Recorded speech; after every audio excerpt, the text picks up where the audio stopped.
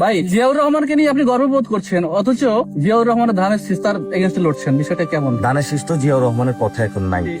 ধানের শীষটা যদি জিয়াউর রহমান কখনো ঋণ খেলাপিতে নমিনেশন দিতেন না, চোর বাটপার গুন্ডা মাফিয়া চাঁদাবাজ এদেরকে জিয়াউর রহমান নমিনেশন দিতেন না। এই ছবিটা উঠানোর জন্য ছাত্রলীগ, যুবলীগ এবং আওয়ামী লীগ অনেক চেষ্টা করেছিল, আমরা তার প্রতিবাদ জানিয়েছিলাম। জিয়াউর রহমানের ছবি এখানে থাকবে, হলের নাম মুক্তিযোদ্ধা জিয়াউর রহমানের থাকবে।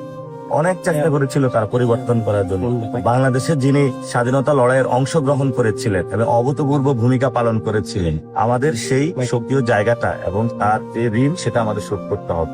এবং এই হল থেকে কিন্তু রাতের আধারে ছাত্রলীগের বিরুদ্ধে সংগ্রাম করার কারণে রাত 2টার দিকে আমাকে বের করে দিয়েছিল ছাত্রলীগ মেরে। এখন ছাত্রলীগ নাই, এখন এখানে সাধারণ ছাত্ররা খুব শান্তিতে আছে, পড়াশোনা করতেছে। জুলুম যেখানে হবে সেখানেই প্রতিরোধ হবে, জালেম কোথাও থাকবে না। যারা মজলুম তাদেরই ইনশাল্লাহ ভবিষ্যতে বাংলাদেশ 12 তারিখে পুরা বাংলাদেশ থেকে তাদের যে জুলুমশাহী রাজত্ব ইনশাল্লাহ আমরা